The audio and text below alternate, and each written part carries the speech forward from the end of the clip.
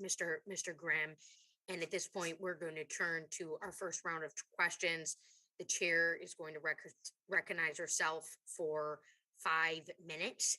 So, Dr. Weaver, in your testimony, you mentioned that large knowledge gaps remain in aspects of windstorm climatology and hazards near the surface, as well as the development of tools for windstorm impact assessment.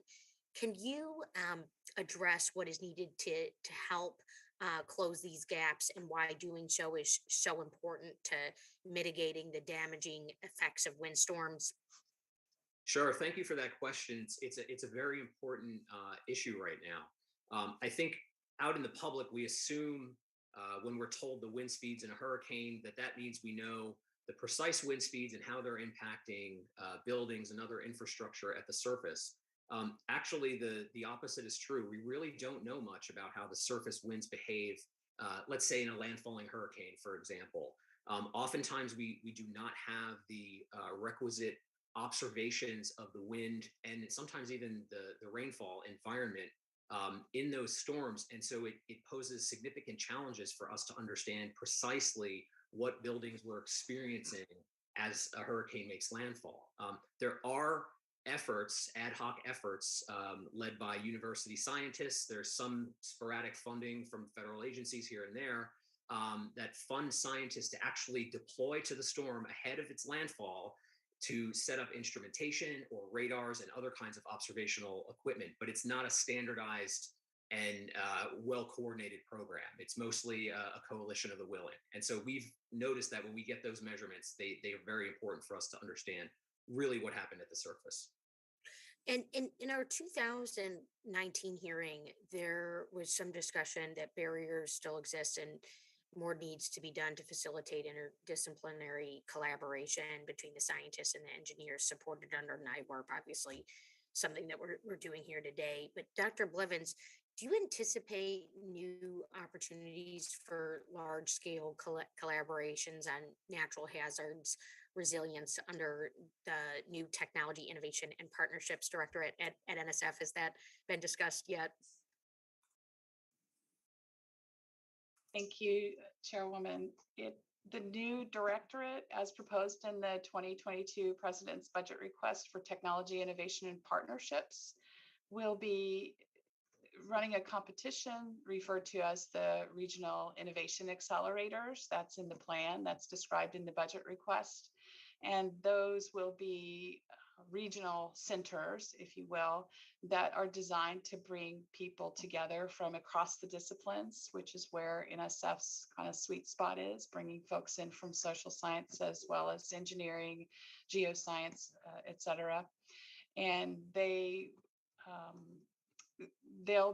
think that'll be the type of opportunity that you're thinking of. Yeah, that's great. And so today's tools, Dr. Weaver, such as field measurements, wind tunnel testing and modeling, and post-disaster surveys generate an enormous amount of data. Do you mind explaining how NIWARP facilitates interdisciplinary research on development and application of methods in artificial intelligence? If there's anything you could touch on there with some of these new technologies and applications, we are all ears. Sure.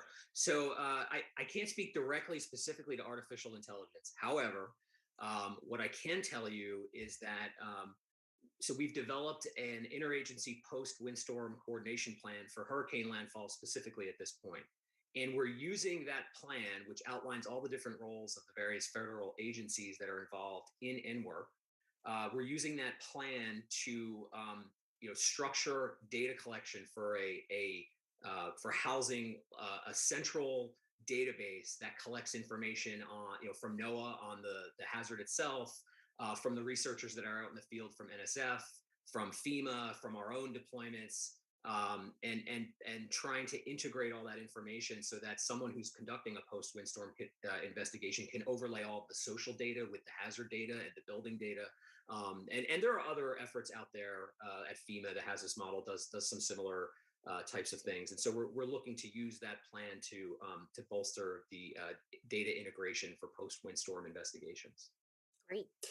And just to hop back to when we were first talking, or my first question here on some of the challenges to addressing research gaps with just the remaining time available, how much do you assume that those are cost related, if at all? I mean, are we talking about insufficient funding here?